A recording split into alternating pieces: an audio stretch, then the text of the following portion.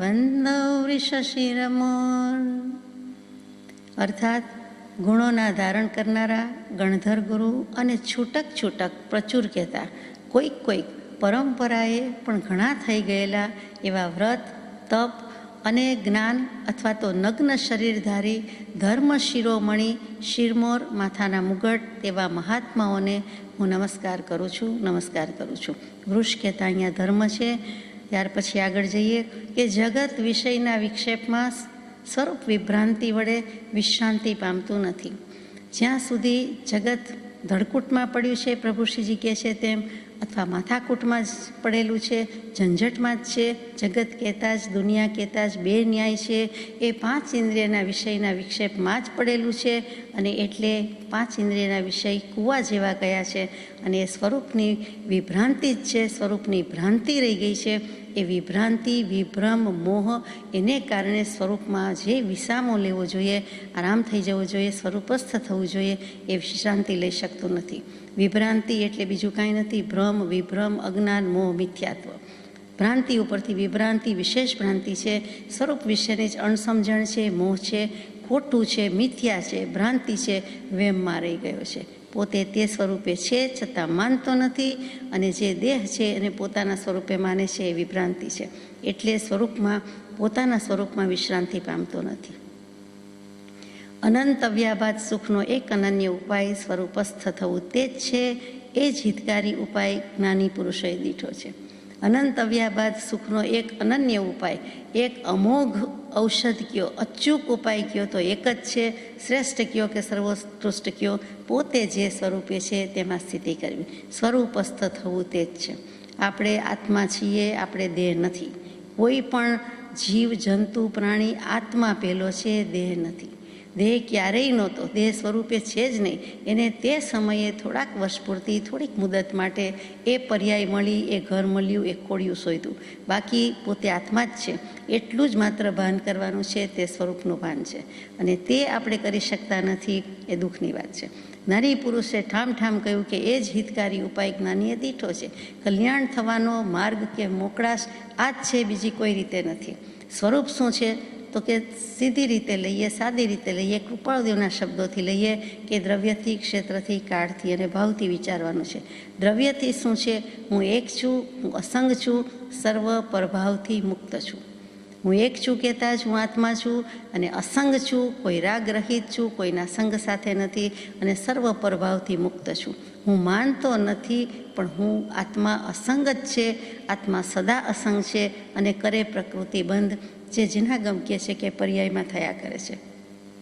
બાકી પોતે મુક્ત જ છે. ક્ષેત્રથી શું છે તો કે અસંખ્યાત પ્રદેશાત્મક નિજ અવગાહના પ્રમાણ છું. આત્મા ક્યાં રહે છે? કોઈ એક દેશમાં, કોઈ એક ભૂમિમાં, કોઈ એક મહેલમાં, કોઈ એક મંદિરમાં, આશ્રમમાં, કોઈ એક રૂમમાં, કોઈ એક જગ્યાએ ના. આત્મા પોતાના જે અસંખ્યાત આત્મપ્રદેશ છે એટલા એરિયામાં, એટલા ક્ષેત્રમાં, જેટલી જગ્યા રોકે છે, જેટલી અવગાહના છે ત્યાં રહે છે, બીજે ક્યાંય રહેતો નથી. એ અસંખ્યાત પ્રદેશાત્મક રીતે જુઓ, એટલે કે ક્ષેત્ર વાઇઝ જુઓ, ક્ષેત્ર પ્રમાણે જુઓ તો એ જ એનો એરિયા છે, એ જ એનું ક્ષેત્ર છે.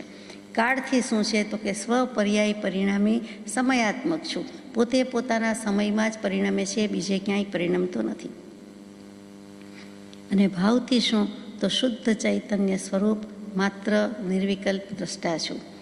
એ આ મોટી વાત અહીંયા છે. દ્રવ્ય અને ભાવ એકડો ને ચોગડો, કે જે આમ છે અને પછી આ પ્રમાણે એક છું, અસંગ છું. અને કયા ભાવમાં રહી જાય છે તો કે શુદ્ધ છું, ચૈતન્ય સ્વરૂપ જ છું. અને માત્ર એટલે માત્ર, માતા પરથી શબ્દ આવ્યો, માત્ર, માતૃ, માતર, માત્રા, એટલે કે જીન પ્રવચનમાં કહી છે તેવી રીતે માત્ર, એકમાત્ર, ફક્ત નિર્વિકલ્પ દ્રષ્ટા છું. હું કોઈ જ દ્રષ્ટા જ છું, એટલે કે જોનારો, જાણનાર જ છું, બાકી કાંઈ નથી. એકલો દ્રષ્ટા છે એટલે માત્ર જોનારો છું, હું વેદનારો નથી. હું કોઈ વિકલ્પ કરું એવો નથી, એટલે કે નિર્વિકલ્પ દ્રષ્ટા છું.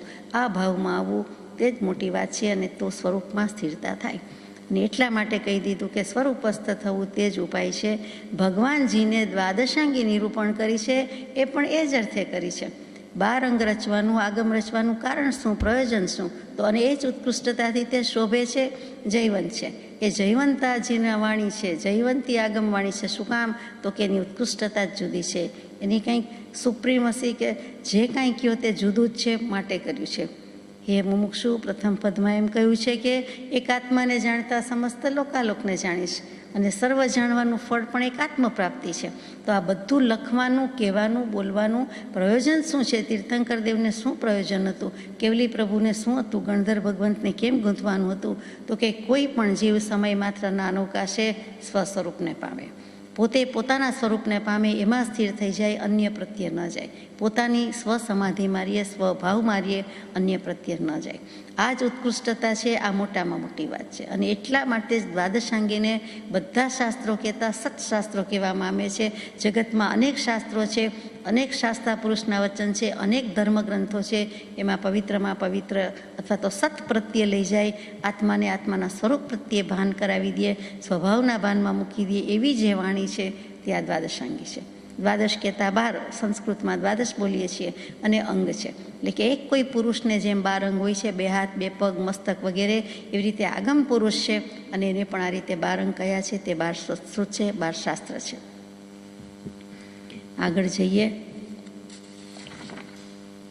જ્ઞાનીના વાક્યના શ્રવણથી ઉલ્લસિત થતો એવો જીવ ચેતન જળને ભિન્ન સ્વરૂપે યથાર્થપણે પ્રતીત કરે છે, અનુભવે છે, અનુક્રમે સ્વરૂપસ્થ થાય છે. જ્ઞાનીના વાક્યના શ્રવણથી ઉલ્લાસિત થતો એવો જીવ, એટલે વધારે ભાર ક્યાં આવ્યો? શાસ્ત્રો તો છે, પણ અહો સત્પુરુષના વચનામૃત મુદ્રા અને સત્સમાગમ. એટલે ફરીથી ભાર ક્યાં આવ્યો? તો કે સત્પુરુષના વચનામૃત જીવ પર. એટલે કે શાસ્ત્રના કયો, જ્ઞાની પુરુષના કયો, શાસ્ત્રથી પણ વિશેષ જો કોઈ હોય તો તે સત્પુરુષ છે. જોકે બંનેના વચનમાં કોઈ ભેદ હોઈ શકે નહીં, તેમ છતાં સવિશેષ કયો? એના વાક્યના શ્રવણથી જ ઉલ્લાસિત થાય છે જીવ. એક વાત સાવ સાચી વાત છે. ભલે મોક્ષનો ઉપાય અનંત અવ્યાબાદ સ્વરૂપમાં સ્થિરતા તવી કહે જ છે, પણ દેહ દેવળમાં બેઠેલો જે દેવ, તેની ઓળખાણ અને તેની ઓળખાણ કરવી હોય તો જડથી ઉદાસી તેને આત્મવૃત્તિ થાય છે, અને જ્ઞાનીના વચન વડે દૂર થઈ જાય છે.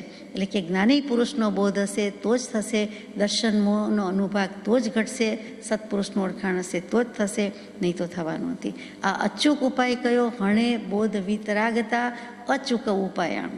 એટલે કે બોધથી શું થાય? દર્શન મોહ જાય. અને વિતરાગતાથી શું થાય? એમની ચારિત્ર દશાથી શું થાય? તો કે આપણને પણ વિતરાગતા પ્રગટે, એટલે ચારિત્ર મોહ જાય. એટલે દર્શન મોહ જવા માટે સદબોધ જોઈએ, સત્પુરુષનો બોધ જોઈએ, સત્પુરુષના વચન જોઈએ. અને ચારિત્ર મોહ જવા માટે એમની જે વિતરાગતા છે, એમણે જે ચારિત્ર મોહ કાઢ્યો છે, એમનો જે અસંગ ઉપયોગ છે તે જોઈએ. સીધી વાત છે. આટલી જ વાત આપણે પણ માનવાની ને કરવાની છે. વાંધો ક્યાં પડે છે આપણને? તો કે 5 ઇન્દ્રિયના વિષયમાં, એટલે કાયા, જીભ, નાક, આંખ ને કાન દોડાદોડ કરે છે, અને જીવ પોતે પોતાને ભૂલી ગયો છે. આ 5 ઇન્દ્રિયના વિષયો પોતે ખરાબ નથી, પણ જીવ પોતે ભૂલે છે. એટલે આત્માની શાંતિ કરવી હોય તો આત્માને ઓળખીને આત્મામાં સ્થિર થવાની વાત છે. આત્મામાં જ્યાં સુધી સ્થિર નહીં થઈએ ત્યાં સુધી તે શાંતિ પ્રાપ્ત થવાની નથી. હું કોણ છું? ક્યાંથી થયો? શું સ્વરૂપ છે મારું? કરું કોના સંબંધે વડગણા છે? રાખું કે એ પરહરું. એમાં પણ એ જ આવ્યું. પછી પાછું આગળ કહી દીધું, એના વિચાર વિવેકપૂર્વક શાંત ભાવે જો કર્યા. જો એટલું જ કરી જોઈકા, શાંત ભાવ લાવી જોઈકા, વિવેક કરી નાખ્યો, 2 જ શબ્દો મૂક્યા છે, તો સર્વ આત્મિક જ્ઞાનના સિદ્ધાંત તત્વ અનુભવ્યા. એટલે કે આત્મા તત્વ, એના વિશેની જે કંઈ જાણકારી, બધો જ અનુભવ એને થઈ ચૂક્યો. આગળ જઈએ. યથાસ્થિત અનુભવ થવાથી સ્વરૂપસ્થ થવા યોગ્ય છે. જો આત્માનો અનુભવ થઈ ગયો તો પછી એમાં સ્થિર રહેવાનો જ છે, ઠેકાણે જ રહેવાનો છે, એમાં જ ઊભો રહેવાનો છે. એ ક્યારે થાય? તો કે જ્યારે પણ બીજેથી લક્ષ છૂટશે ત્યારે પોતાને પોતાનો રસ આવશે. પોતાને પોતાનો રસ એટલે પોતાના આત્માનો રસ, પોતાના આત્માના આનંદનો રસ, પોતાના આત્માના અનુભવનો રસ, બીજો તો કંઈ છે નહીં. અને પોતાનો નિર્ણય થાય કે હું કોણ. કર અનુભવ નિર્ધાર. એ થયા વિના સુખ આવી શકવાનું નથી, ક્યારેય આવી શકવાનું નથી, કોઈ કાળે છૂટકો થવાનો નથી. આખું જગત દુઃખી છે એમ જાણીને જ્ઞાની પુરુષોએ કરુણા કૃપા કરીને દ્વાદશાંગી લખી છે. અને તેનો સાર પણ પોતાને પોતાનું ભાન કરવું તે જ છે, બીજું કોઈ નથી. જગતની ઈચ્છા છોડીને એક એ જ કરવાનું છે.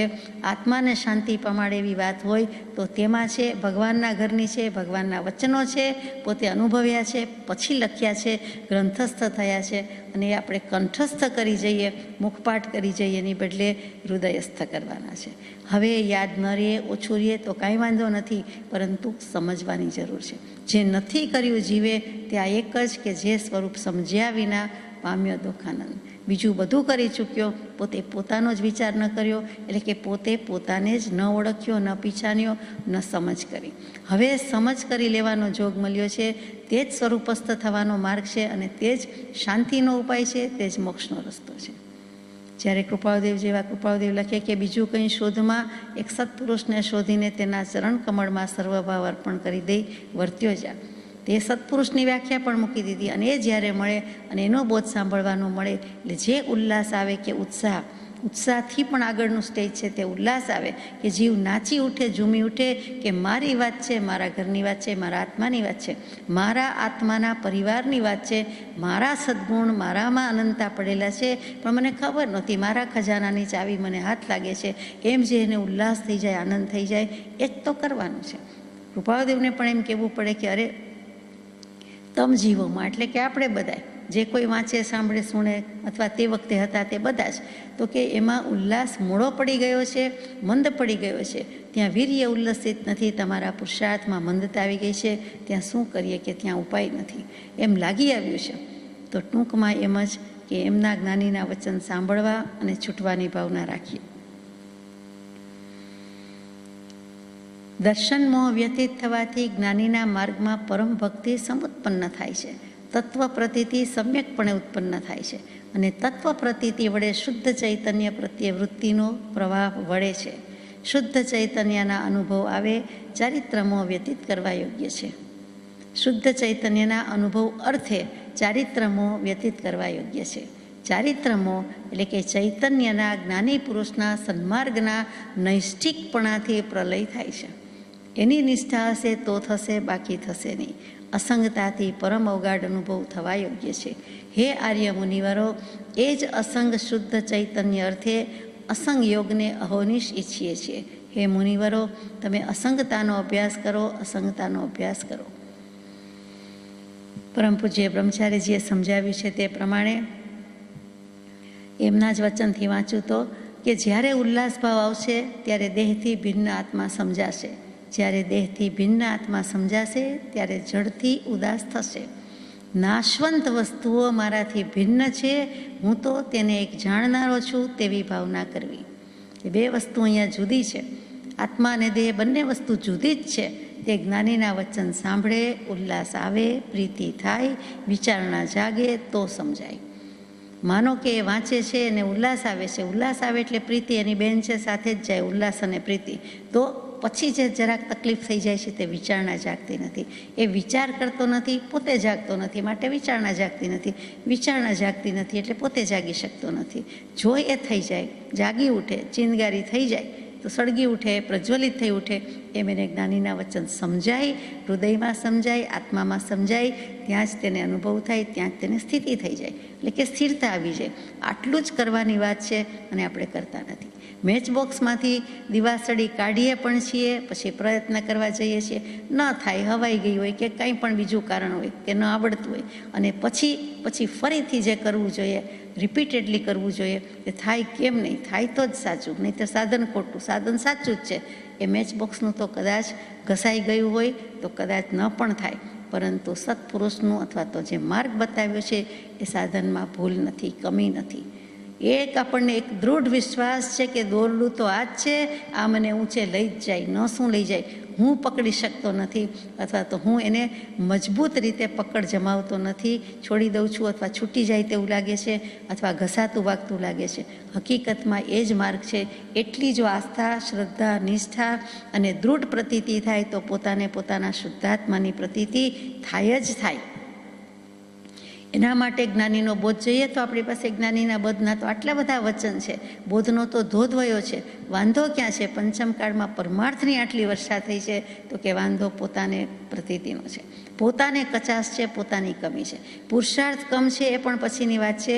પહેલી એટલી શુદ્ધાત્માની કે જે થઈ ગયા છે તેના વચનની એટલી શુદ્ધ પ્રતીતિ નથી. જો એટલી પ્રતીતિ હોય કે આ અને આ જ ભાવે, આ જ ગમે અને આમાં જ રસ છે અને આનાથી જ કલ્યાણ છે, તો આપણને થવું જ જોઈએ, થાય જ, એમાં શંકા નથી, લવલેશ શંકા નથી. તો પછી જળ જળ જ છે અને ચેતન ચેતન છે એમ થયા વિનાનું રહે નહીં. બંને ભિન્ન છે અને એ પણ સદગુરુના ઉપદેશથી આપણે વાંચીએ છીએ, સાંભળીએ છીએ અને માનીએ છીએ. જાતે વાંચીને માની લીધું એમ નથી, તો પછી આપણને કેમ પ્રતીતિ અને અનુભવ ન થાય એ આપણે પણ ભગવાનને પૂછવાની રજા લઈએ છીએ. જીવની યોગ્યતા માટે જ્ઞાનીનો બોધ જોઈએ. અર્થાત જ્ઞાનીનો બોધ તો છે જ, આપણે હજી અધિકારી ન થયા અથવા આપણે યોગ્ય ન થયા એ જ વાંધો કાઢી શકાય. પોતાના પક્ષે જ નીચું પલ્લું છે, પોતાની જ કમી છે, સત્પુરુષની નથી. જીવને આપણે પૂછીએ છીએ કે તારે શું જોઈએ છે, જગત કે મોક્ષ? પરમ પૂજ્ય બ્રહ્મચારીજી પૂછે છે આપણને, તો કે મોક્ષ જોઈએ છે. એમ ઉત્તર મળે તો રાગ દ્વેષ ઓછા કરવા માંડવા જોઈએ. કે જોઈએ છે તો મોક્ષ, તો બીજી કઈ સમજબૂઝ પડે કે નહીં, પણ તરત જ રાગ અને દ્વેષ આપણે ઓછા કરીએ એટલે આપણને મોક્ષ ભણી પ્રયાણ તો થાય છે. ધીમે ધીમે કર્મો માર્ગ તો આપે જ છે. પછી જ્ઞાની પુરુષના વચનમાં જોડાવું એ રાગ દ્વેષને ઓછા કરવાનો ઉપાય છે. જીવ દોષોમાં પડ્યો છે, આત્મા તો સૌથી જુદો છે. દેહ પોતાનો નથી, જો પોતાનો હોય તો સાથે આવે. સીધી વાત છે કે પોતાનો નથી. દુનિયા આખી પણ માને છે, સમાજ આખો માને છે પોતાનો હોય તો ભેગો આપે, ભેગો નથી આપતા, કોઈને આપતા નથી. માટે એનો અર્થ જ એ થયો ને આત્મા લઈ જવા તૈયાર પણ નથી, સાંભળવાય તૈયાર નથી, કોઈને પૂછવાય રહેતો નથી કે હું જાઉં કે કેમ, એ જતો રહે છે. તો એ જ બતાવે છે કે દેહ અને આત્મા જુદા જ છે. તો પછી જીવ દેહમાં અને દોષમાં શું કામ પડ્યો રહે છે એ સમજાતું નથી. જીવ ભૂલેલો છે તથા આ મારું, આ એનું એમ કર્યા જ કરે છે. આત્મા ત્રણેય કાળ રહે એવો પદાર્થ છે, પણ સાચી વસ્તુ ભૂલાઈ ગઈ છે કે આત્મા અજર અમર અવિનાશી છે. બોલે પણ એમ લાગતું નથી કે હું મરતો જ નથી, હું અહીંથી ત્યાં જઉં છું કે ત્યાંથી ત્યાં જઉં છું, પણ ટોસ થાય છે, ઊંચો નીચો સીધો ઊંધો ચાલ્યા જ કરું છું. 4 ગતિ છે, 24 દંડક છે, 84 લક્ષ્યોની છે. મારે એ કરવું નથી, હું કાંઈ દડો નથી કે બધે ઇધર સે ઉધર કરું. અહીંયા હું પોતે જ મારો છું, બીજું કોઈ મારું નથી, હું કોઈનો નથી. ને મારું ઠેકાણું, આત્માનું ઠેકાણું સિદ્ધ શિલા જ છે, મોક્ષ જ છે. લખો કે મળો, ડાયરીમાં કોઈને એડ્રેસ આપતા હોઈએ, હવે તો એમાં લખવાનું ન હોય તો સેલફોનમાં એન્ટર કરાવતા હોઈએ, તો સિદ્ધ શિલા જ કહેવા જેવું છે કે વહેલું કે મોડું ત્યાં મળવાનું થાય તો મળશું, નહીં તો કાંઈ નહીં. આત્માને ઠરવાનું ઠેકાણું આત્મામાં છે. અત્યારે જો સિદ્ધ ભાવ કે મુક્ત ભાવ અનુભવીશું તો જ એ સિદ્ધ શિલા પર જવાનું છે. એટલે અહીંયા બીજી બધી કડાકૂટમાંથી કે સંબંધોમાંથી કે સંગભાવમાંથી નીકળી જઈએ તો જ ત્યાં જવાના છીએ, પણ હકીકત છે. અને ત્યાં તો કોઈ મળવાનું કે બેસવાનું કે વાત કરવાનું પ્રયોજન રહેવાનું નથી. એટલે કે તું જ જમીને કોઈની સાથે પ્રયોજન ભવમાં ન હો જોઈએ યાચું. હે ગુરુ રાજ તમે જાણો છો સઘળું. એક જ વાત આમાંથી ફલિત થાય છે. આટલા ટંકોત્કીર્ણ વચન છે. પત્ર બહુ જ ઉત્તમ છે. આત્માના અનુભવની વાર્તા એટલે વૃત્તાંત બતાવતો છે કે જો જીવની એટલે આપણી પોતાની વાત ચાલે છે, યોગ્યતા હોય અને સત્પુરુષનો યોગ હોય એટલે કે સંયોગ થાય અને જો બોધ સાંભળવા મળે તો ઉલ્લાસ આવે. બીજી કોઈ વાતમાં રસ ન પડે એટલો ઉલ્લાસ આત્મા સાંભળતા આવે, આત્માની રિદ્ધિ સાંભળતા આવે. જેમ મોરલીના નાદે સાપ ડોલવા લાગે, તેમ નાગ ડોલવા લાગે, તેમ આપણને પણ એમ થાય કે આ કંઈક આપણી કામની, ઉપયોગી, જરૂરી, રસવંતી વાત આવી. બીજા બધા જ પરાયા લાગે, પારકા લાગે, ઉદાસીન લાગે. એનાથી આપણે મોં ફેરવી લેતા હોય, આંખાડા કાન કરતા હોય, સંસારથી ઉઠી જતા હોય એવું થઈ જાય. ત્યારે એમ થાય કે ચાલો માત્ર મોક્ષ અભિલાષ છે, કંઈક નિર્વેદ ને સંવેગ ભાવના આપણામાં આવી તો આપણે હવે આસ્થા પ્રત્યે એટલે કે દૃઢ શ્રદ્ધા પ્રત્યે જઈ શકીશું. કર્મને ધક્કો વાગે છે. જ્ઞાનીના વચન સાંભળતા જે ઉલ્લાસ, આનંદ, ઉત્સાહ આવે છે એટલે કર્મને સીધો ધક્કો વાગે છે. કર્મો નિર્જરી જાય છે. આવ્યા છે ઉદયમાં એ પણ શાંતિથી ખરી જાય છે, નવા બંધાતા નથી. એ મોટી વાત છે. શુભ કે અશુભ પછીની વાત છે, પણ જે ઉદયમાં આવ્યા એ વખતે એ નિર્જરી જાય એટલે નવા બંધાય નહીં, સ્ટોકમાંથી છૂટા થતા જાય. નવા પણ ન બંધાય, અને બંધાય તો શુભ બંધાય, પણ જે જૂનો સ્ટોક હતો એ ખાલી થતો જાય, ખલાસ થતો જાય, સાથે પાછા નવા બંધાઈ જાય, એવું નથી કરવું. એટલા માટે કર્મને ધક્કો વાગે છે. કર્મને ધક્કો વાગ્યો છે એટલે તો આપણે આટલા સન્મુખ આવ્યા છીએ. હવે થોડોક ધક્કો મોટો વાગી જાય એટલે ભાગી જાય કર્મ, તો તેવી પ્રતીતિ આવે, અને એ પ્રતીતિ આ ઉલ્લાસના પરિણામે જ આવે છે, બાકી નથી આવતી. પછી તરત જ આ ઉલ્લાસ પ્રતીતિ તરત જ અનુભવ છે. કેટલીક વખત પ્રતીતિનો અર્થ આપણે શ્રદ્ધા કરીએ છીએ, કેટલીક વખત જ્ઞાની પુરુષ પ્રતીતિનો અર્થ અનુભવ કહે છે. પ્રતિ સામે, સન્મુખ, ટુ ગો, જવું. એટલે આત્માની સન્મુખ જઈને ઊભો રહ્યો. એટલે શું? તો કે પોતે જ પોતાના આત્મા સન્મુખ જઈને ઊભો રહ્યો. એટલે કે આત્મામાં ઊભો થઈ ગયો, બેઠો થઈ ગયો, આત્માની સન્મુખ થઈ ગયો, સ્થિર થઈ ગયો. આ સ્વભાવ સન્મુખ થઈ ગયો. તે જ તો આપણી ચાવી છે મોક્ષે જવાની, સફળતાની ચાવી છે. મોટી ચાવી આપી દીધી, ખજાનો ખોલી દીધો. તાળાની કિંમત વધારે કે તાળામાં રહેલા ખજાનાની કિંમત વધારે, કે પછી ચાવીની કિંમત વધારે? સ્થૂળ દૃષ્ટિએ તો ખજાનાની કિંમત વધારે છે. સૌથી વધારે ખજાનામાં શું છે તે છે. એ ખજાનો તો કદાચ સેફ ડિપોઝિટ બોક્સ ખાલી પણ હોય એવું આપણે રાખીએ, અથવા એમાં કાંઈ ન મૂક્યું હોય કે ખાલી કરી નાખ્યું હોય. આત્માનો ખજાનો ક્યારેય ખાલી થયો નથી. નાનામાં નાનો જીવ થયા, નિગોદ ન થયા, તો પણ એના અનંત ચતુષ્ટય પડેલા જ હતા. આજે પણ પડેલા જ છે, અને ભવિષ્યમાં પણ પડેલા જ રહેવાના છે. સિદ્ધ થઈશું, ભગવાન થઈશું, તો પણ એમાં પડેલા જ છે. એટલે કે એ ખજાનો ખાલી નથી થવાનો. ખજાનો લકલૂટ છે અને અમૂલ્ય છે. તો તાળું જેવું લગાવ્યું હશે એવું સંસારનું તાળું છે, મોટું લાગેલું છે. તો કિંમત કોની થઈ? તો કે સૌથી વધારે ખજાનો છે એ જ મૂલ્યવંતો છે. સંસારનું તાળું તોડી નાખવાનું છે. અને કિંમત કોની? તો કે વધારે કિંમત ચાવીની છે, કે કલ ફેરવવાની છે, કે ચાવી ફેરવતા આવડવું જોઈએ. સત્પુરુષના બોધે ચાવી ફરે છે, આપણાથી ફરતી નથી. પ્રભુ શ્રીજી કહે કે અમે ખીલી કહીએ, કીલી કહેતા ખીલી. તો પણ તમારે એને મંત્ર માનવો, કે સદગુરુ માનવા, કે બોધ માનવો, કે તો પણ તમારું કલ્યાણ કરે. બિલકુલ સાચી વાત છે. એ ખીલી એટલે શબ્દની બોલવા રૂપે ખીલી ન હોઈ શકે, પરંતુ તાળું ફેરવવાની કલ, તાળું ફેરવવાની ચાવી, કે જે ચાવી કોઈ પણ ચાવીથી ખુલતું નથી. ખજાનો તો છે જ, તો કે એક બોધની એવી ચાવી, વચનની ચાવી આપી દે તો આપણને ખુલી જાય. આ જ ગુરુગમ, અને આ જ નિર્ધાર કરાવે છે. ગુરુગમ બીજું કાંઈ નથી, કે નિશ્ચય કરાવે છે. ગુરુએ આપેલી સમજ, ગુરુએ અપાવેલી કરાવેલી પકડ. ગુરુ શું કે તું જે સ્વરૂપે છે તે સ્વરૂપે માન. તું આત્મા છે, હું પણ આત્મા છું, બીજા પણ આત્મા છે, અને બીજું બધું જ ભૂલી જાઓ. એટલે આત્માનો નિર્ધાર છે, કર અનુભવ નિર્ધાર. એ જ તો નિશ્ચયની વાત છે. એ પોતે જ નિશ્ચય છે, અને એ જ અનુભવની વાત છે. નિર્ધાર કરાવી દે છે, પાક્કું કરાવી દે છે. એ કડે એક, બગડે બે તો બગડે બે. એટલે કે બધું બગડે, બેથી જ બગડે. દેહ ને આત્માથી જ બધી બાજી બગડી છે. બેને એક માન્યા છે એટલે બાજી બગડી છે. બે દ્રવ્ય તો જુદા જ છે. એટલે આત્માનો અનુભવ થતાં આત્માનો રસ ચખાય છે, આત્માનો સ્વાદ ચખાય છે, અને તેનું નામ સુધારસ છે. બાકી બીજું કોઈ રસની વાત નથી. તાળવામાંથી જે રસ ઝરે છે, હમસતો ઝરતો એ જુદો, અને આત્માનો રસ જુદો. એ રસ ક્યારે ઝરે? તો કે જ્યારે આત્માનો અનુભવ થઈ રહ્યો હોય, ચાલુ પ્રોસેસ હોય, તે વખતે જે રસ કે સ્વાદ ચાખાય છે, જે શ્રવણ થાય છે, તે વેણને, તે પ્રવાહને, તે સ્વાદને આત્માનો અનુભવ કહે છે.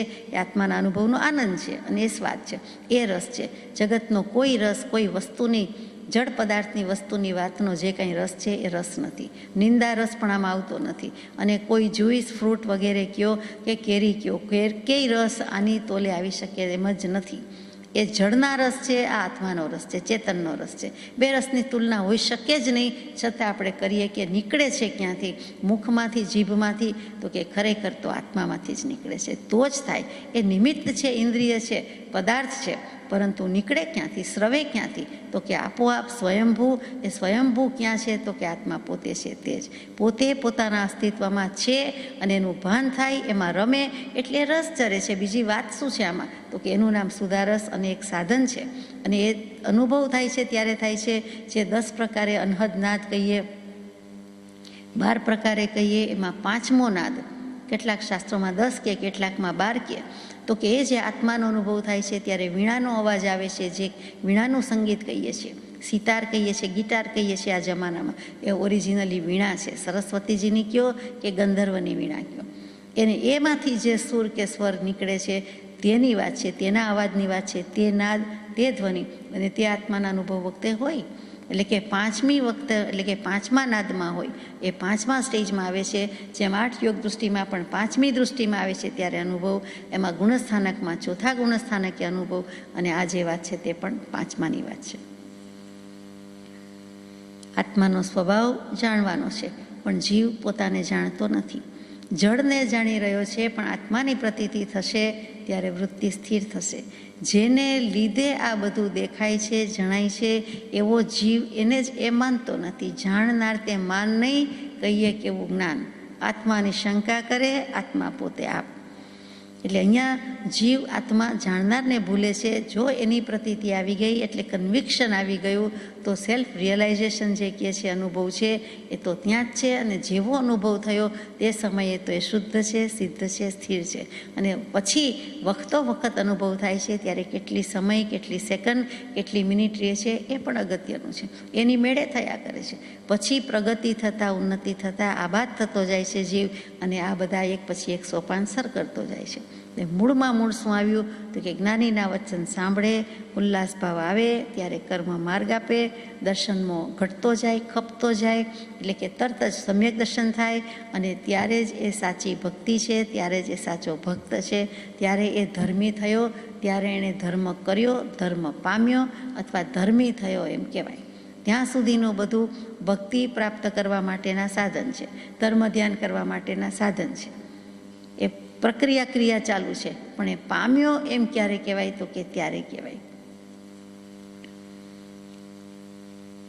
પછી અસંગતાથી પરમ અવગાઢ અનુભવ થવા યોગ્ય છે. જો એક વખત આટલો અસંગ થઈ ગયો, બધાથી અસંગ એટલે કોઈનો સાથ નહીં એ પણ ખરું, અને અસંગ એટલે ફરીથી રાગ રહિત. રાગાદિક ભાવો અને રાગાદિક બુદ્ધિ ને રાગાદિક પર્યાય એનાથી પોતે ભિન્ન જ છે, અને એને અનુભવ થઈ ગયો. એક વખત અનુભવ થયો, પછી ગાઢ અનુભવ, અને પછી પરમ અવગાઢ અનુભવ થઈ જાય. જે કેવલ જ્ઞાન થતાં પહેલાંનો છે, એટલે કે ત્યાંથી કેટલી બધી પ્રગતિ થાય છે જોવાનું છે. 1, 10 અને 100ની જેમ મૂકી દીધેલું છે. હે આર્ય મુનિવરો, એ જ અસંગ શુદ્ધ ચૈતન્ય અર્થે આટલી શુદ્ધિ કરવી છે આત્માને, એના માટે સંપૂર્ણપણે નવડાવી દેવો છે, એટલા માટે અસંગ યોગને અહોનિશ ઈચ્છીએ છીએ. કૃપાદેવ લખે છે, પ્રભુશ્રીજીને પત્રમાં લખ્યું છે કે આવી અસંગતા તો અમે રાત દિવસ અહોનિશ ઈચ્છીએ છીએ, અને તમને અસંગ થવાની બદલે એમ થાય કે સત્સંગ કરવો, સમાગમ કરવો, ન કરવો એવી દ્વિધા છે, એવું પત્રમાં લખેલું છે કે સમાગમ ઈચ્છતા નથી, એવા જોઈએ તેવા સમાગમી નથી, વગેરે વગેરે. તો ત્યાં કૃપાદેવ કહે છે કે આમ પણ જીવે પોતે પોતાનો જ સમાગમ કરવા યોગ્ય છે, પણ જ્યાં સુધી એવી દશા ન થાય ત્યાં સુધી આપણે સત્પુરુષનો સંગ અથવા તો યોગ, સત્સંગ વગેરે ઈચ્છીએ છીએ. હે મુનિવરો, અસંગતાનો અભ્યાસ કરો, અભ્યાસ કરો. જે કાંઈ છે તે હવે અસંગત થવાનું છે. મુનિવરો કહી દીધું, હે આર્ય મુનિવરો. મુનિમાં શ્રેષ્ઠ અને આર્ય એટલે ઉત્તમ, ઉત્તમ મુનિવરો. કૃપાદેવે કેટલું સુંદર વિશેષણ આપી દીધું. એ જ અસંગ શુદ્ધ ચૈતન્ય અર્થે જે સિદ્ધ પદમાં સિદ્ધ થવું છે, શુદ્ધ થવું છે, 100%ની વાત છે. કેવલ જ્ઞાનથી પણ આગળની વાત. ઘાતી અને અઘાતી બંને કર્મનો ક્ષય કરીને જે આપણે અસંગ શુદ્ધ ચૈતન્યની પ્રાપ્તિ કરવી છે, એના માટે અસંગ યોગને અહોનિશ ઈચ્છીએ છીએ, અને તમે પણ તેનો જ અભ્યાસ કરો, યાને મહાવરો રાખો, મનોયત્ન કરો, પ્રેક્ટિસ કરો. જે કરવાનું છે તે આ પ્રેક્ટિસ કરવાની છે. એટલે કે થઈ ચૂક્યું છે, અનુભવ થઈ ચૂક્યો છે, પ્રભુશ્રીજીને સ્વરૂપની પ્રાપ્તિ થઈ ગઈ છે. હવે એનો અભ્યાસ કરો, હવે આગળ જાઓ. હવે શરૂઆત થઈ ગઈ, શીખી ગયા તો પ્રેક્ટિસ કરો. પહેલાં શીખવા માટેનો પ્રયત્ન હોય. આ પ્રેક્ટિસ શીખી ગયા પછીનો જે અનુભવ છે એને લંબાવો, દોહરાવો, વારંવાર થશે. 2 વર્ષ કદાપી સમાગમ ન કરવો એમ થવાથી અવિરોધતા થતી હોય તો છેવટે બીજો કોઈ સદુપાય ન હોય તો તેમ કરશો. માનો કે 2 ચોમાસા ક્યાંય એવી રીતે થાય અને 2 વર્ષ સુધી પ્રભુશ્રીજીએ લખ્યું હશે કે હવે તો કાંઈ સહેવાતું નથી, કે કાંઈ કરવો જ નથી કોઈનો સમાગમ. જો એમ થતું હોય તો, અને એમ કરવાથી અવિરોધતા આવતી હોય, એટલે કે મોક્ષ માર્ગ અવિરોધપણે કરી પ્રગટ તમે સમજાવ્યો, એવા કૃપાળદેવ લખે છે કે રાગ દ્વેષ ન થતા હોય, હિતકારી દ્રવ્ય ક્ષેત્ર કાળ ભાવમાં રહેવું તે મુનિ માટે તે સંયોગમાં અવિરોધતા છે. અવિરોધતા એટલે વિરોધ વિનાની વાત, એટલે કે વિરુદ્ધ ન જાય એવી વાત, દ્વેષ બુદ્ધિ ન થાય તેવી વાત, એ અવિરુદ્ધતા છે. અને એકપણે અને અવિરુદ્ધ કહીએ છીએ એ પણ સમજવા જેવું છે કે હિતકારી દ્રવ્ય ક્ષેત્ર કાળભાવમાં રહેવું, કે તમને જો તેમ જણાતું હોય કે તેથી તમારું કલ્યાણ થશે તો તમે વિચારો કે અસંગતાનો અભ્યાસ કરો, સાથે સાથે તમને એમ લાગે છે કે 2 વર્ષ સમાગમ નથી કરવું તો તેમ કરો, પણ સાથે બાંધી લીધા કે તમે વિચારજો કે હિત શેમાં છે. દ્રવ્ય ક્ષેત્ર કાળભાવ નક્કી કરતી વખતે અવિરોધતાનો વિચાર કરજો. છેવટે બીજો કોઈ સદુપાય ન હોય તો તેમ કરશો.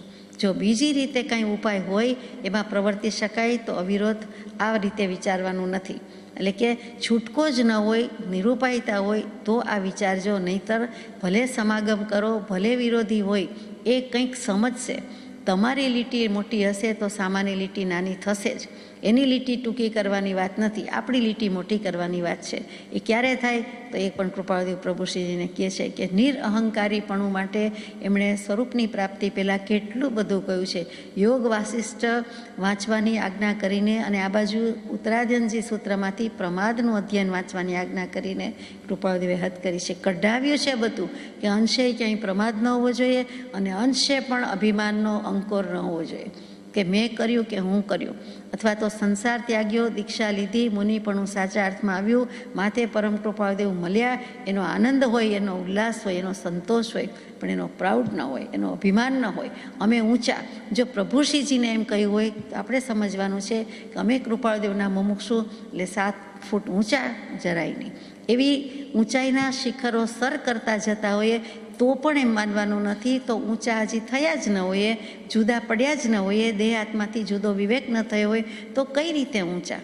મહાભાગ્યશાળી કહીએ એનો વાંધો નથી, પરંતુ ઊંચા, અભિમાની અથવા મોટા, મહાન એમ તો માનવા યોગ્ય નથી. કે આપણા કોઈક ભાગ્ય, અથાગ પુણ્ય વપરાઈ ગયા હશે તો આપણને કૃપાળદેવના વચન મળ્યા, એમના સન્મુખ થઈએ છીએ, રુચિ પ્રગટે છે. પણ એથી જુદા, મોટા, મહાન, અમે વિશેષ એમ વિશેષ માનવા જેવું નથી. સર્વ જીવ છે સિદ્ધ સમ. આપણી શું વિશેષતા છે? જે સમજે તે થાય, જે સમજશે તે વિશિષ્ટ થતો જશે, એ અશિષ્ટમાંથી વિશિષ્ટમાં આવશે, એની નાત પંગત બદલાશે, એ મિથ્યાત્વમાંથી સમ્યક દર્શનની જ્ઞાતિમાં આવી ગયો, એ આખો જુદો પડી ગયો, માટે એ વિશિષ્ટ છે. બાકી વિશિષ્ટ માની લીધે નથી.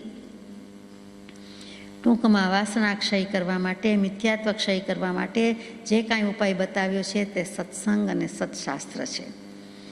જે મહાત્માઓ અસંગ ચૈતન્યમાં લીન થાય છે અને થશે તેને નમસ્કાર છે. ઓમ શાંતિ.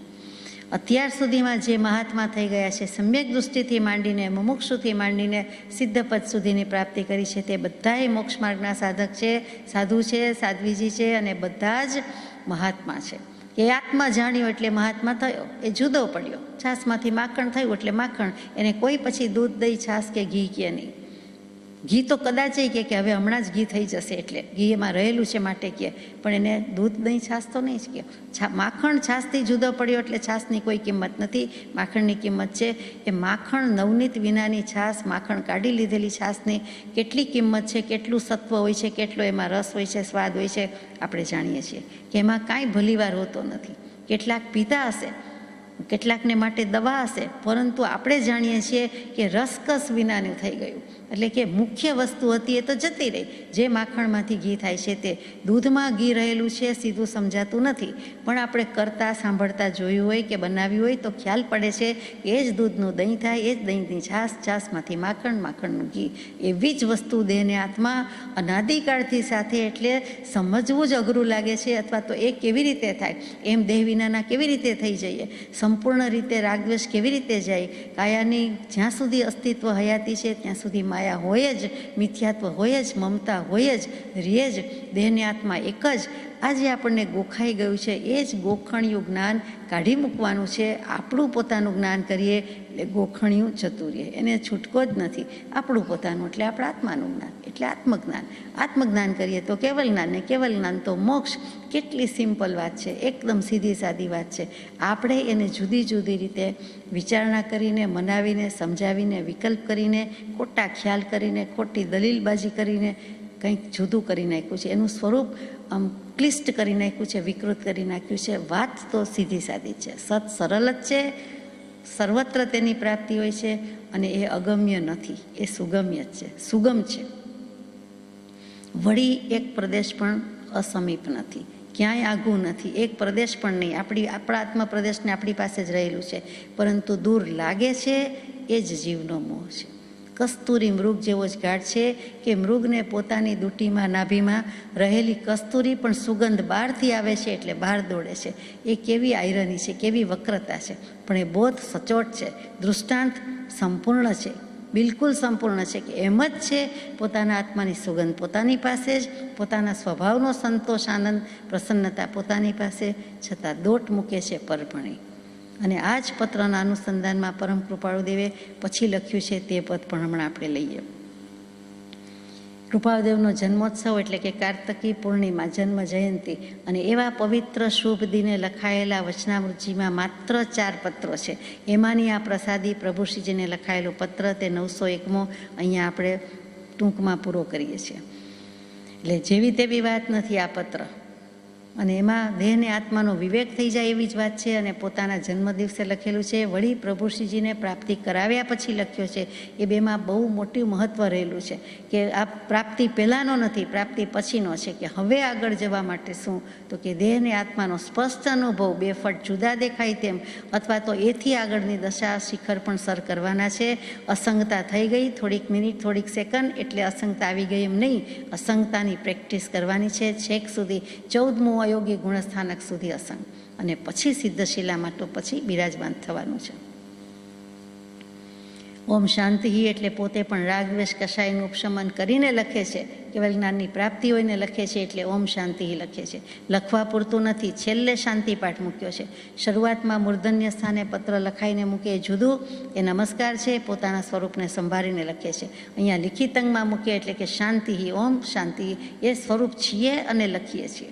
એટલે એમાં કેટલું બધું છે, દાદ માગે તેવો લિખિત અંગ છે કે નમસ્કાર છે. આગળ જઈએ. પત્રાંક 902, મુંબઈ, કાર્તિક વદ 11 મંગળ, વિક્રમ સંવત 1956, તારીખ 28/11/1899. ખરેખર તો આ પદ છે એટલે કોઈને લખ્યું છે એમ નથી, અને જે પ્રભુશ્રીજીને લખાઈ ગયું એનું જ પરિણામ છે, એની જ પ્રતિકૃતિ છે, અથવા તો પડછાયો પડે, પ્રતિબિંબ પડે એવું છે. પેલું ગદ્ય રૂપે છે, આ પદ્ય રૂપે છે. જડને ચૈતન્ય બંને દ્રવ્યનો સ્વભાવ ભિન્ન, સુપ્રતીતપણે બંને જેને સમજાય છે. શરૂઆત જ કરી છે જથી, જડથી. જે સ્વરૂપ જે જેમ છે તેમ, એમ જેથી જિજ્ઞાસા જગવાની બદલે અહીંયા કૃપાળુદેવે જડ લખીને જિજ્ઞાસા જગવી છે. જડ પહેલો શબ્દ મૂક્યો, ચેતન નથી લખ્યો, કારણ કે વાંચનારો ચેતન છે, બોલનારો ચેતન છે. જડ કહેતા જ એમ થાય કે જે પોતાને જાણતું નથી, જે બીજાને પણ જાણતું નથી, જાણી શકવાનું નથી, અને જે અજ્ઞાન સ્વરૂપે છે તેમાંથી ઉપજેલું ભૂત. ભૂત એટલે ભૂત પલિત વ્યંતર નહીં, પણ ભૂત ભૂ એટલે હોવું અને થવું. એટલે કે તેમાંથી જે કાંઈ થાય છે, જળ પદાર્થમાંથી જે જળની ઉત્પત્તિ થાય છે એટલે આખું જગત.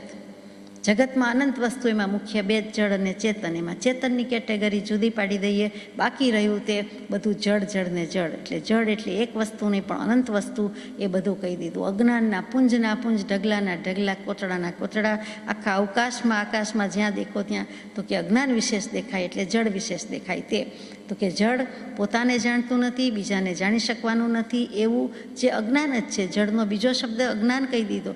અને તેમાંથી જે ઉપજેલા બધા ભૂત એટલે કે જે કાંઈ વસ્તુ ઉપજી કે થઈ તે બધું જ, એટલે સમસ્ત સૃષ્ટિને અહીંયા ભૂત કહી દીધું. પછી ભૌતિક પદાર્થ, સ્થૂળ પદાર્થ જેટલા દેખાય છે તેટલા પણ, પછી અજીવ, પછી અચેતન, આ બધા જ શબ્દો જળના છે. અને જળ એટલે આપણને ઘણીવાર શું યાદ આવે તો કે કેટલાકને ખીલી યાદ આવે, અને કેટલાકને જળ એટલે વૃક્ષની જળ કહીએ છીએ, તેનું મૂળ કહીએ, મૂળિયું કહીએ છીએ, તે જળ યાદ આવે. એ વ્યવહારની ભાષામાં યાદ આવે. આપણને જળ કે એટલે અધ્યાત્મની સૃષ્ટિમાં જળ ચેતનની જ વાત યાદ આવે. તો કે આવું જે જળ છે એ જળ જ છે, તો જળને જળ સ્વીકારી લીધું, તો બાકી શું રહ્યું તો કે એને જોનારો, જાણનારો, અનુભવનારો, એના વિશે મૂલ્યાંકન કરનારો, એને સમજનારો, એના વિશે કાંઈ પણ કરનારો એ ચેતન એટલે કે પોતે આત્મા. એટલે 2 વસ્તુ જુદી જ છે, જુદી માનવાની છે. આપણે માનીએ પણ છીએ, પણ હું બધાથી જુદો અને એનો જાણનારો અને ન્યારો, અને હું ન્યારો જ છું ને રહીશ ત્યાં આપણે ગોટાળો કરીએ છીએ. ત્યાં ઘણા વખત મોટા ભાગે તે મય થઈ જવાય છે, તે તદાકારે પરિણમી જઈએ છીએ, તદ્રુપ થઈ જાય છે. એ ત્યારે બેલેન્સ રાખી શકતા નથી. એટલું જો રાખી શકીએ તો જગ જીતી ગયા. તો આ જળની વાત થઈ. એના લક્ષણ જુદા છે, એ પૂતગલ છે. વર્ણ, ગંધ, રસ, સ્પર્શ જેનામાં છે તે બધા જ જળ છે. તે બધી જ વસ્તુને જળ કહીએ છીએ, એટલે જળ કહેતા પૂતગલ, ચોક્કસ પૂતગલ. તો કે એ બધું જળમાં આવ્યું. પછી ચૈતન્ય. ચૈતન્ય કોણ? તો કે જેનામાં આ બધા લક્ષણ નથી. આવા વર્ણગંધ રસ સ્પર્શ બધું તમારે કેવું હોય તો કયો, પણ એને લક્ષણ નથી. એ ચૈતન્યના લક્ષણ આવતા નથી, એ પૂતગલના લક્ષણ છે, જળના લક્ષણ છે. તો લક્ષણથી, પ્રોપર્ટીઝથી, કેરેક્ટરિસ્ટિક્સથી એ જુદા જ પડે છે. તો આપણે માનવામાં શું વાંધો છે? તે બધા જુદા છે. તો ચૈતન્યના લક્ષણ શું? તો કે ઉપયોગ એનું લક્ષણ છે. મુખ્ય લક્ષણ છે કે ઉપયોગથી જ, ઉપયોગ નામના લક્ષણથી જળ અને ચેતન જુદા પડે છે. જળ જળ છે, ચેતન ચેતન છે. જળને ભાવ હોય, પરિણામ હોય, પણ ઉપયોગ હોય ન હોય, કદી ન હોય. ઉપયોગ એકમાત્ર આત્માને જ છે, જીવને છે, ચૈતન્યને છે. ચૈતન્ય શબ્દમાં જ ઉપયોગ આવી જાય છે. ચિત્ત ચૈતન્ય, દર્શન ઉપયોગ, જ્ઞાન ઉપયોગ બંને શબ્દ એમાં આવી ગયા. એ જ્ઞાન સ્વરૂપ છે, એ દર્શન સ્વરૂપ છે. જ્ઞાન અને દર્શન બે ગુણ છે, અને એ બે ગુણની પર્યાય છે તે જ્ઞાન પર્યાય ને દર્શન પર્યાય. તેનું નામ જ્ઞાન ઉપયોગ, દર્શન ઉપયોગ. આત્મા ગુણનો ભંડાર, ગુણી, એના બે ગુણ મુખ્ય, જ્ઞાન અને દર્શન. એ બે ગુણની પર્યાય જ્ઞાન ઉપયોગ ને દર્શન ઉપયોગ. કેટલી સીધી સાદી વાત છે.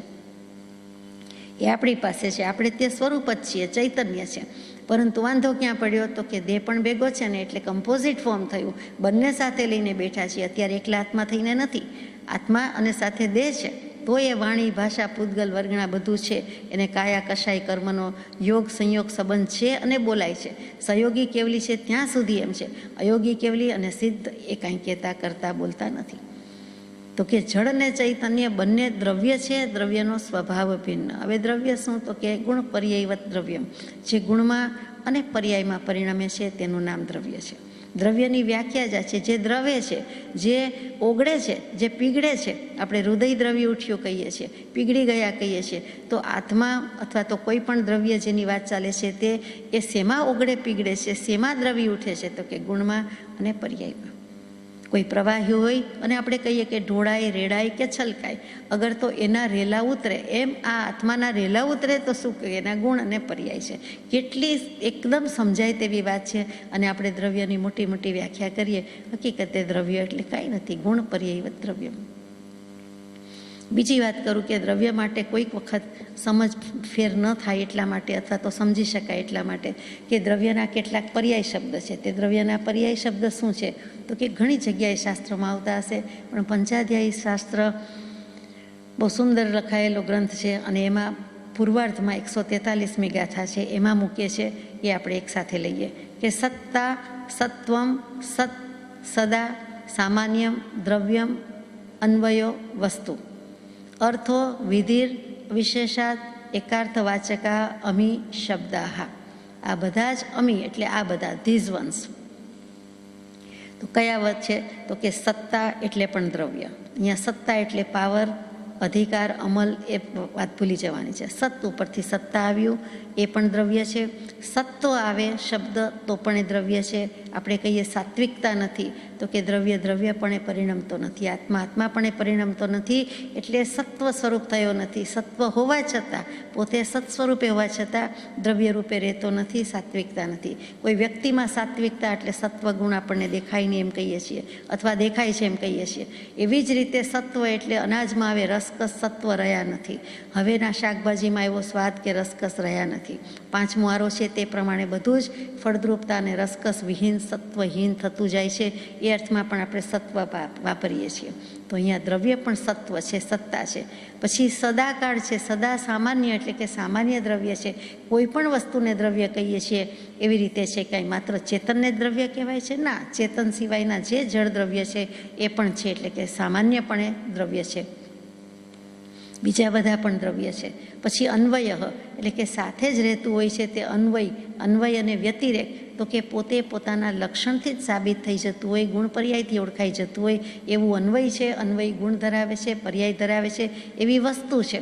તે જેમાં વસેલું છે તે જળ હોય તો જળ અને ચેતન હોય તો ચેતન, તે વસ્તુ. દ્રવ્ય.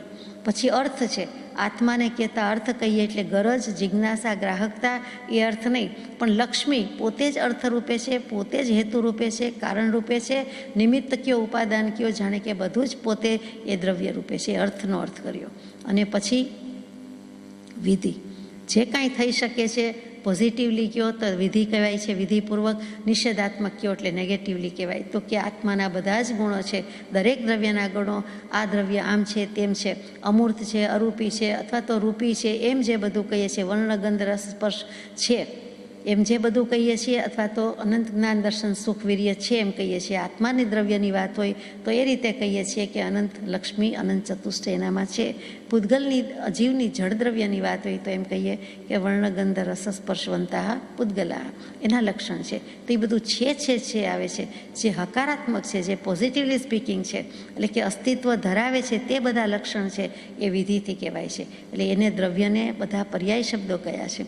લગભગ 8-9 શબ્દ થયા, તે બધા જ દ્રવ્ય માટે વપરાતા શબ્દ છે. આ શું કામ અત્યારે વિચાર્યું કે જળ અને ચૈતન્ય બંને દ્રવ્યનો સ્વભાવ ભિન્ન, એટલા માટે કહેવું પડે. તત્વાર્થ સૂત્રમાં એમ કહી દીધું કે ગુણ પર્યાયવત દ્રવ્યમ, 5મા અધ્યાયમાં દેવચંદ્રજી મહારાજે દ્રવ્ય પ્રકાશ નામનો દ્રવ્યાનુયોગ લખ્યો. ત્યાં દ્રવ્ય શબ્દનો અર્થ આપણે 758માં પત્રમાં વિચારી ગયા કે વસ્તુ પણ થાય, તત્વ પણ થાય અને પદાર્થ પણ થાય. જ્યારે પદાર્થને સમજો ત્યારે દ્રવ્યને સમજો, તત્વને સમજો. તત્વ એટલે કંઈ જીવ, અજીવ વગેરે નવ તત્વો જ નથી કે બે જ તત્વ નથી, એમ તો અનંતા છે. અનંતા પદાર્થ, અનંતી વસ્તુ. મુખ્ય બે જળ અને ચેતન, એનો ફેસલો લેવા માટે, નિર્ણય કરવા માટે આપણે જીવ, અજીવ, આશ્રવ, સંવર, પુણ્ય, પાપ, નિર્જરા, બંધ, મોક્ષ વગેરે નવ તત્વનો વિચાર કરીએ છીએ. પણ આ બધાના સ્વભાવ જુદા જ છે. પછી અસ્થિ સ્વભાવ, નાસ્તિ સ્વભાવ, 21 સ્વભાવ, સામાન્ય સ્વભાવ, વિશેષ સ્વભાવ, એ બધી જ વાત જુદી છે. પણ બધા લક્ષણથી, સ્વભાવથી કૃપાળદેવે પંચાસ્તિકાય જેવા દ્રવ્યાનુયોગના ગ્રંથનો અનુવાદ કરવાની પરમ કરુણા કરી. જે વખતે એ સત્શ્રુતનું નામ ન સાંભળ્યું હોય, દર્શન ન કર્યા હોય, વાંચવામાં તો આવે જ ક્યાંથી, અને પ્રાપ્ય પણ નહોતું, એનો અનુવાદ કર્યો. શું કામ કર્યો? કે આપણા જેવા જીવો કંઈક સમજે, વાંચે, વિચારે, કે બધા જ ગુજરાતી ભાષામાં વાંચી શકે, સમજી શકે. એ પંચાસ્તિકાય સમાધિ મરણ કરવા માટે, જળચેતનનો વિવેક કરવા માટે, મોક્ષે જવા માટે છે, સમ્યક દર્શન લેવા માટે છે. સમાધિ કરાવતું શાસ્ત્ર છે કે બધાથી તું ભિન્ન છો હે આત્મન. હું મને કહું, આપ આપને કહો, બધા બધાને કહે કે ભિન્ન જ છો, જુદો જ છો. તો ન્યારાપણું જ રાખવાનું છે, મેન્ટેન કરવાનું છે. પહેલાં લાવવાનું છે, પછી રાખી મૂકવાનું છે, અને છેક સુધી રહી જવાનું છે, સ્થિર થઈ જવાનું છે. તો ન્યારો છે તો માનવામાં શું વાંધો? તો કે બોલીએ છીએ, લખીએ છીએ, ગાઈએ છીએ, કહીએ છીએ, પણ કેટલીક વખત ચૂકી જવાય છે. તો ભગવાન કહે છે કે મોટે ભાગે ચૂકી જાય છે, અથવા તો તદ્દન ચૂકી જાય છે. પછી કહે કે કોઈક વખત તો એમાં વિજય થશે, સફળ થશે. એક વખત થયો તો એક છે તે અનંત છે, અનંત છે તે એક છે. એક વખત જીત્યો તો બીજી વાર પણ જીતતા આવડશે. પછી એ જીતશે જ, હારશે નહીં. હારનું પલ્લું નાનું થતું જશે, જીતનું પલ્લું ઊંચું થતું જશે. બંનેનો સ્વભાવ જુદો જ છે, ભિન્ન છે, ભેદી નાખેલો છે, છેદી નાખેલો છે. સુપ્રતીતપણે બંને જેને સમજાય છે. સુપ્રતીતપણે, પ્રતીતિ, કન્વિક્શન, ખાતરી, ધડાકાબંધ ખાતરી, કુમારી, શ્રદ્ધા, નિષ્ઠા, આસ્થા. સુપ્રતીતપણે એટલે કે સમ્યક શ્રદ્ધા સાથે, અનુભવપૂર્વકનું સમ્યક દર્શન સાથે જેને સમજાય છે. પેલું કેવા બોલવા પૂરતું હતું, ગાવા બોલવા પૂરતું હતું, એ ઉપલક હતું, એ ઉપલી સપાટી હતું, પણ છતાં હતું, અને જ્ઞાનીનો બોધ હતો, એટલે શિરોમાન્ય છે. પછી આત્મસાત કરે છે, પોતાના પર છે. વસ્તુ ઓઢવાની પડી છે પણ પોતે ઓઢે છે. બ્લેન્કેટ તો કે અંગ ઉપર મૂક્યું, ચાદર તો મૂકી, શાલ તો મૂકી, અંગીકાર કર્યું, સ્વીકાર કર્યો, અંગીભૂત કર્યું. તે વાત કેવી છે કે સુપ્રતીતપણે, કન્વિન્સિંગલી સમજાય છે, સેલ્ફ રિયલાઇઝેશન પૂર્વક સમજાય છે. જોઈએ તેવી શ્રદ્ધાથી, એટલે સમ્યક શ્રદ્ધાથી જેને સમજાય છે એ શું કરે છે? સ્વરૂપ ચેતન નિજ જડ છે સંબંધ માત્ર, અથવા તે જ્ઞેય પણ પરદ્રવ્ય માય છે. અને તરત જ વિવેક થઈ ગયો કે સ્વરૂપ, મારું સ્વરૂપ હું ચેતન, એટલે મારું સ્વરૂપ પણ આત્મ સ્વરૂપ છે, મારું પોતાનું સ્વરૂપ છે. જડ છે સંબંધ માત્ર. તો અત્યારે શું છે? તો કે સંબંધ માત્ર છે. આ દેહ લઈને બેઠા છીએ એ કંઈક છે કારણ, તો આપણે દેહ લઈને બેઠા, દેહધારી થવું પડ્યું છે. પણ એ સંબંધ છે, સંયોગ સંબંધ છે, એનો વિયોગ થઈ શકે છે. એનાથી અત્યારે ન્યારાપણાથી મુક્ત છું, સર્વ પ્રભાવથી મુક્ત છું, અને પછી સ્થૂળ દૃષ્ટિએ પણ કાપી થઈ જશે. છેદાછેદ થઈ જશે, ભેદાભેદ થઈ જશે, અહીંનું અહીં પડી રહેશે, એટલે કે છેલ્લો દેહ પણ અહીં પડી રહેશે અને પોતે આત્મા હંમેશ માટે મોક્ષમાં જતો રહેશે. તો કે સ્વરૂપ ચેતનની જ જડ છે, સંબંધ માત્ર સંયોગ છે, એનો વિયોગ છે, તો એ સંબંધ છે, થોડા સમય પૂરતી વાત છે, કાંઈ વાંધો નહીં. અથવા તે જ્ઞેય પણ પરદ્રવ્ય માય છે, એ જાણવા યોગ્ય વસ્તુ છે, બીજું કાંઈ નથી. અને પરદ્રવ્ય માય છે, બીજા દ્રવ્યમાં પણ એ સંબંધ જ રહેલો છે, પણ મારે ને એને શું, એ પર તે પર, હું અને પર જુદું જ છે, સ્વ અને પર જુદું જ છે. એ જે ભાગ પડી ગયો, મારું અને તારું ચોખ્ખો ભેદ પડી ગયો, એમાં આપણે શું. અથવા તે જ્ઞેય પણ પરદ્રવ્ય માય છે, એવો અનુભવનો પ્રકાશ ઉલ્લાસિત થયો. દેહની ક્રિયા દેહમાં થાય છે અને આત્માની ક્રિયા આત્મામાં થાય છે, બે વસ્તુ જુદી જ છે. તો પછી આપણે શું બેલેન્સ શું કરવાનું છે, તો કે દેહ ને આત્મા બંનેની વચ્ચે રહ્યું છે, બેલેન્સ કરી શકનારો આત્મા જ છે, દેહ નથી. તો એણે જ પોતે ન્યાયાધીશ થવાનું છે, મધ્યસ્થ થવાનું છે અને ત્રાજવા તોલા પલ્લું ઊંચું રાખવાનું છે, બેલેન્સ રાખવાનું છે. ક્યાં આ બાજુ જડ જ છે, આ બાજુ ચેતન જ છે, અને હું ચેતન છું. એટલે જરાય પક્ષપાત કરવાનો નથી, અને કરે તો પણ પોતે ચેતન છે, અને જે ચેતન બાજુનું પલ્લું છે એના પ્રત્યે પક્ષપાત થઈ જાય, એ બાજુ હાથ ધ્રુજી જાય કે હલી જાય. એટલે કે પોતે ચેતન છે અને પોતાનો પાડોશી એટલે કે પોતે જ ઈ ચેતન છે, અને એ પલ્લાનો સાથ સહકાર લે છે. એવો અનુભવનો પ્રકાશ ઉલ્લાસિત થયો. જડથી ઉદાસી તેને આત્મવૃત્તિ થાય છે. એ જડથી ઉદાસ થઈ ગયો કે જડ પરિણતિ છે, જડ ભાવ છે. ગમે તેટલી વસ્તુ સારી હોય, મોહક હોય, મનમોહક હોય, મનપસંદ હોય, પણ પછી જડ જ છે, એ વિનાશી જ છે, અને હું અવિનાશી, અને મારે પ્રીતિ આસક્તિ રાખીને કરવાનું કામ શું છે. અને થઈ તો એ ભૂલ, હવે નથી કરવી. હવે શું, તો કે જડથી ઉદાસ. જડથી ઉદાસ એટલે જગતથી ઉદાસ. જગતથી ઉદાસ એટલે પછી એને તરત જ દાસોહમ આવે, પછી ઉપર નીકળી જાય કે હવે હું સત્પુરુષનો દાસ, એમાં મને રસ રૂચિ પડે, એટલે એ જ કરવું છે. અને પછી તો કે પછી દા પણ નીકળી જાય, અને પછી સહઅહમ. હવે તે સત્પુરુષ કે તે શુદ્ધાત્મા, તે જ હું, એ જ સ્વરૂપ છે. જડ ચેતનનો વિવેક થયો, તે પોતે સોહમ સુધી પહોંચી ગયો. પહેલાં ઉદાસહ અહમ, પછી દાસહ અહમ, પછી સહઅહમ. અને તેને જ આત્મવૃત્તિ, આત્માની વિચારણા, આત્માનું વર્તન કે આત્માની વાત ગમે છે, બીજાને ગમતી પણ નથી. અહીંયા તો અનુભવનો પ્રકાશ થઈ ગયો, પ્રકાશય થઈ ગયો, અનુભવ થઈ ગયો, ઉલ્લાસિત થયો. એટલે પછી આત્મા ઉલ્લાસિત થયો, પ્રકાશ પણ ધીમે ધીમે વધતો જાય છે, અને જડથી ઉદાસ થઈ જાય છે, બિલકુલ ઉદાસ થઈ જાય છે. હવે શું થાય છે, કાયાની વિસારી માયા સ્વરૂપે સ માયા એવા. વિસારી દીધી છે માયા. કાયા છે જ કોને, દેહ કોનો, દેહ મારો નહીં, હોવા છતાં મારો નહીં. હું દેહાદિક સ્વરૂપ નથી. દેહ, સ્ત્રી, પુત્રાદિક કંઈ પણ પદાર્થ કે કોઈ પણ પદાર્થ મારા નથી, કાંઈ પણ મારા નથી. તો દેહ જ મારો નહીં, ત્યાં પતી ગઈ વાત. એની માયા વિસારી દીધી છે, એટલે કે દેહાધ્યાસ ફગાવ્યો છે, દેહાભિમાન ટળી ગયું છે, તો જ આ માયા જાય, નહીંતર દેહ હોય ત્યાં સુધી માયા કીધેલી છે. ડુંગરસિંહભાઈનો પ્રશ્ન હતો કૃપાળુદેવને કે કાયા છે ત્યાં સુધી માયા હોય જ. કૃપાળુદેવે સુંદર જવાબ પણ આપ્યો કે કાયાની વિસારી માયા સ્વરૂપે સમાયા. અત્યારે તો ડુંગરસિંહભાઈનો દેહ ત્યાગ થઈ ગયો છે, આ પદ મુકાયું છે ત્યારે, પણ વાત છે કે એ જ ભાવનું લખ્યું છે કે સંજ્વલન કષાયનો પણ અભાવ. એટલે અમે ક્ષયના અર્થમાં લખ્યું છે કે આ જે પુરુષ લખે છે, જવાબ આપને પત્ર લખે છે, તે રાગ દ્વેષ કષાય રહિતપણે અને સંજ્વલન પણ એમાં ગયા અને અભાવ કરીને લખ્યું છે. પછી અભાવ એટલે કોઈને એમ થાય કે અલ્પ અસ્તિત્વ તો ખરું, તો એમ નહીં. બીજા પત્રમાં લખ્યું કે ત્યાં અભાવ કહેતા આઈ મેન્ટ ક્ષય. હવે ક્ષય થઈ ગયો છે, એટલે એ પુરુષના જે વચન નીકળ્યા છે તે આગમવાણી જ છે, જીન પ્રવચન છે, આપણા નમસ્કાર છે. આ વાણી પણ એ જ છે. આ પદ શું છે, શાસ્ત્રોનો સાર આમ થોડીક લીટીમાં લખી દેવો, થોડાક શબ્દમાં લખી દેવો, એક જેવી તેવી વાત છે. અને પોતે મય થયા છે પછી લખ્યું છે કાયાની વિસારી માયા, એટલે સરી ગઈ, વિસારી દીધી, ભૂલી ગયા એમ નહીં, ગઈ જ છે જ નહીં. સ્વરૂપે સમાયા એવા. હવે અમે અમારા આત્મ સ્વરૂપમાં, નિજ સ્વરૂપમાં સમાયા છીએ. જે સમજે છે એ જ સમાય છે, એ જ છલકાતો નથી. નદી સમુદ્રમાં ભળી જાય છે, નદીનું નદી તરીકેનું અસ્તિત્વ આપોઆપ ગળી જાય છે, ત્યારે જ એને સમુદ્ર કહેવાય છે. સમુદ્રમાં ભળી ગઈ એને પછી એમ નથી કહેતા આટલું પાણી નદીનું છે ને આટલું સમુદ્રનું છે. સમુદ્રમાં પાણી મોટા ભાગની નદીનું જ હોય છે, પણ પછી એનું અસ્તિત્વ રહેતું નથી. તો અહીંયા દેહાભિમાન, આ દેહાધ્યાસ ફગાવેલો છે, એનું કાંઈ અસ્તિત્વ જ રહેતું નથી. દેહ હોવા છતાં દેહ સિવાયની દશા, દેહથી અતીત, દેહથી પર, તે તો જીવન મુક્ત દશા કહીએ છીએ, દેહાતીત દશા કહીએ છીએ, એવી દશામાં આવ્યા છે. દેહની કોઈ પરવા રાખી નથી, કાળજી રાખી નથી, તમા રાખી નથી, ત્યારે એ સ્વરૂપમાં સમાયા છે. બિલકુલ ફગાવેલો છે અને તે સ્વરૂપમાં સમાયા. સમજ્યા અને સમય રહ્યા. 651મો પત્ર. ઉપયોગ સ્વરૂપમાં થઈ રહ્યો, સ્વભાવમાં થઈ રહ્યો, અરે આત્મા જ, પછી બીજી કોઈ વાત નથી. એવા નિર્ગ્રંથનો પંથ ભવ અંતનો ઉપાય છે. એવો મોક્ષ માર્ગનો ઉપાય બતાવીએ છીએ, એવી નિર્ગ્રંથ દશાને વરેલા છે, એમાં રમેલા છે. અને એનો પંથ પછી અત્યાર સુધીના નિર્ગ્રંથ પણ લઈ લીધા અને પોતે પણ તે દશામાં છે. સદગુરુ એટલે નિર્ગ્રંથ, નિર્ગ્રંથ એટલે સદગુરુ વચનામૃતજીમાં મુકાયેલ વર્ત છે. આપણે ઘરનો કરતા નથી, એનો પંથ છે. અને એવી દશામાં આવ્યા પછી લખ્યું છે ભવ અંતનો ઉપાય છે. આ ભવનો અંત કરવો હોય, ભવ કટ્ટી કરવા હોય, ભવ કટ્ટીના પછાણ લઈએ. કેવી રીતે ભવ પરિભ્રમણ જોઈતું જ નથી.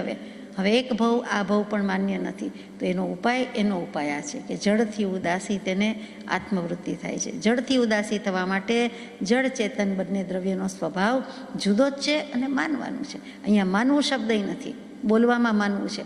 ખરેખર તો બંને જેને સમજાય છે, જેને એ સ્વભાવ સમજાઈ ગયો, એ પ્રતીતિ આવી ગઈ, એને પછી જડ પ્રત્યે કોઈ લક્ષ્ય હોતો જ નથી. જડની પ્રાપ્તિ માટે કોઈ જ લક્ષ્ય હોતો નથી. ને જડ કહેતા ચીજ વસ્તુ એ તો ઠીક છે, મોટી વાત થઈ, સ્થૂળ વાત થઈ, પરંતુ છેવટે દેહ છે એ જીવતા હોવા છતાં જડ લાગવું જોઈએ. પરાણે ખવડાવીએ, પરાણે નવડાવીએ અને પરાણે એને મેન્ટેન કરીએ. એની બદલે સમસ્ત જગત મોટા ભાગે સાર સંભાળમાં અને એની આડપંપાળમાં જ પડ્યું છે. અને દેહ સિવાય એને કાંઈ દેખાતું જ નથી. એની જ સુરક્ષા અને રક્ષા માટે કરે છે. જ્યારે ભગવાન કહે છે કે આત્મા ભણી કોક ભવમાં થોડોક સમય તો વિચારો. ને જો પાર કરી ગયો તો એ ભવંતનો ઉપાય એટલે કે મોક્ષનો ઉપાય છે. આગળ જઈએ. દેહ જીવ એકરૂપ ભાસે છે, જ્ઞાન વડે ક્રિયાની પ્રવૃત્તિ પણ તેથી તેમાં થાય છે. જીવની ઉત્પત્તિ અને રોગશોક દુઃખ મૃત્યુ દેહનો સ્વભાવ જીવ પદમાં જણાય છે. દેહને આત્માની વાત પાછી લખે છે કે તો એકરૂપ કેમ લાગે છે? તો કે અત્યારે કમ્પોઝિટ ફોર્મ છે એટલે લઈને બેઠા છીએ એટલે આપણને એકરૂપ લાગે છે એમ નથી, પણ લીધું છે અને અજ્ઞાન રાખીને બેઠા છીએ. જડ ભાવ જ રાખ્યો છે, જડ વૃત્તિ રાખી છે. તો ચેતન જડ ભાવ કરે? ચેતન કોઈ દિવસ જડ ન થાય ને જડ કોઈ દિવસ ચેતન ન થાય. પણ અધ્યાસ છે, અજ્ઞાન છે. એટલે સર્વ વિભાવ પર્યાયમાં માત્ર પોતાને અધ્યાસથી ઐક્યતા થઈ છે, એકતા થઈ છે. એથી પોતાનું સ્વરૂપ ભિન્ન જ છે એમ રાખે તો કાંઈ માથાકૂટ નથી. જે છે તે જુદું પાડવાની જ વાત છે. વિવેક આ જ કરવાનો છે. મારી તારી વસ્તુનો વિવેક નથી કરવાનો, પણ અહીંયા કરવાનો છે. જડ ચેતનનો વિવેક કરવાનો છે. એટલે એક લાગે છે ક્રિયાની પ્રવૃત્તિ પણ તેથી તેમાં થાય છે. એટલે કે જે કાંઈ કરે છે તો આપણને પ્રશ્ન થાય કે હાથે જ ઉપાડીને કોઈ વસ્તુ આત્માએ ઉપાડી, તરત પ્રશ્ન થાય કે મગજે ઓર્ડર કર્યો, મને ઓર્ડર કર્યો, ઉપયોગ આવ્યો, શું થયું, ખરેખર શું બન્યું? તો એમ બધી પ્રવૃત્તિમાં આપણને એમ લાગે છે કે દેહે કરી કે આત્માએ જ કરી, આત્માએ જ ખાધું કે પીધું કે જમ્યો એમ થાય. હકીકતે આત્માએ ખાધું પીધું કાંઈ નથી, દેહ જ ખાધું પીધું છે ને. એમ પૂછે છે આપણને જીવની ઉત્પત્તિ અને રોગ શોક દુઃખ મૃત્યુ. એટલે જીવ જન્મે છે તો જે જીવ જન્મે છે કહેવાય આત્મા તો અનુત્પન્ન છે, અનંતકાળથી છે, અનાદિકાળથી છે અને રહેવાનો છે. પણ બોલાય છે એમ જ. તો કે એમ બોલવા કરતાં એ જ્યાં થાય છે ત્યાં દેહમાં પ્રવૃત્તિ થાય છે, આત્માની આત્મામાં થાય છે, દેહની દેહમાં છે. બધું જુદું જ છે. તો રોગ હોય, શોક હોય, દુઃખ હોય કે મૃત્યુ હોય, દેહનો સ્વભાવ જીવપદમાં જણાય છે. એકમાત્ર અજ્ઞાન આડું આવે છે. એટલે જો અજ્ઞાનમાંથી કાઢી નાખીએ તો જ્ઞાન તો પોતાની પાસે જ છે. આત્મા જ્ઞાન સ્વરૂપ છે અને અજ્ઞાન ભાવ રાખીને જીવે છે. એવો જે અનાદિ એક રૂપનો મિથ્યાત્વ ભાવ જ્ઞાનીના વચન વડે દૂર થઈ જાય છે. પાસે જડ ચૈતન્યનો પ્રગટ સ્વભાવ ભિન્ન બંને દ્રવ્ય નિજ નિજ રૂપે સ્થિત થાય છે. બંને દ્રવ્ય જુદા જ છે અને બંને એમ જ સ્થિત થાય છે. અનાદિકાળથી જે મિથ્યાત્વ ભાવ કે મોહ ભાવ લીધો છે તે જ વાંધો કરાવે છે, બીજું કાંઈ નથી. હો સત્પુરુષના વચનામૃત, તેનાથી આ બધું દૂર થઈ જાય છે. પછી શું થાય છે? તો કે ભાસે, તો કે પછી જળ ચેતનનો પ્રગટ સ્વભાવ લાગે છે. ભાસે એટલે લાગે છે, ભાસે એટલે જણાય છે, ભાસે એટલે સ્પષ્ટ થાય છે, ભાસે એટલે પ્રગટ થાય છે, અને ભાસે એટલે દીપી ઉઠે છે, પ્રકાશી ઉઠે છે, જગમગી ઉઠે છે. શું? તો કે પૂતગલનું કામ કરે. કર્મ હતા એ ખરી ગયા, કર્મ ક્યાં ગયા? તો કે એ પૂતગલમાં ભળી ગયા, એટલે પરમાણુ રૂપે વેરાઈ ગયા. આપણે અજ્ઞાન કાઢી નાખ્યું એટલે કર્મપણું છોડી દીધું, આપણી સાથેનો સંબંધ છોડી દીધો એણે. અને એ તો કે એ પૂતગલ પરમાણુમાં વિખેરાઈ ગયા. જે સ્વરૂપે હતા તે તેના દ્રવ્યમાં ગયા, તે રૂપે ગયા, અને આપણે આત્મા આત્મામાં રહ્યો. એટલે બંને દ્રવ્ય નિજ નિજ રૂપે સ્થિત થાય છે.